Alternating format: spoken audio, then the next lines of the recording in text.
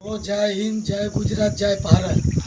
હવે હું એટલું જણાવું છું આ બધા સભ્યોને કે આ મારા મમ્મી હે, આ મારા પપ્પા હે, આ મારા મમ્મી ઉમેદવાર હે ચૂંટણી પંચના.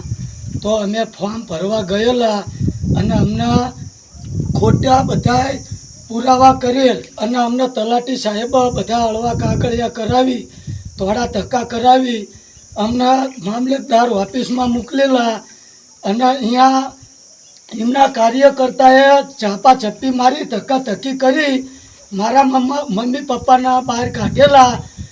અને એમને અમારા ફોર્મ ફાડવા માટે એમને અમારી પૂરી ચપ્પાચપ્પી કરી અમારી સાથે અને અમને તાપ ધમકી આપ્યા કે તમે આ ફોર્મ ભરશો નહીં, આ ફોર્મમાં થોડીની ચૂંટણી સજ નહીં, આવું કહી તાપ ધમકી મારી. અને અમને અમારું ફોર્મ સ્વીકારેલું નહીં. અમારા પૂરતા કાગળિયા હતા છતાંય કોઈ ખામી હતી નહીં કાગળમાં, તે છતાં અમારું કોઈ માનતા રાખેલી નહીં. હું આપ શ્રી બધા કાર્યકર્તાને જણાવું છું કે હું માણસ છું, બસ મારો માણસનો મને અધિકાર મળવો જોઈએ.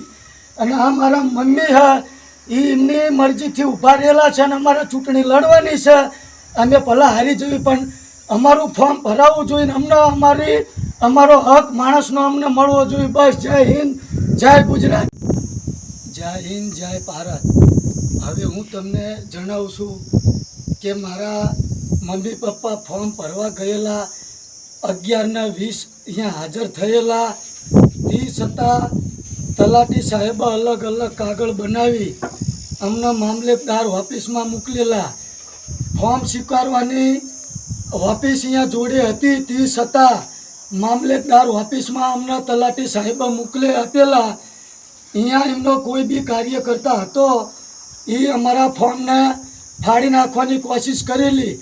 આપ શ્રી કોઈ બી કાર્યકર્તાને હું જણાવું છું કે આ ફૂટેજ સીસીટીવી કેમેરામાં કેદ થયેલા છે.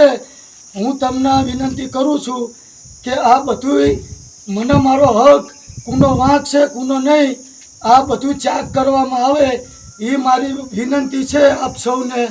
જય હિન્દ, જય ભારત, જય ગુજરાત.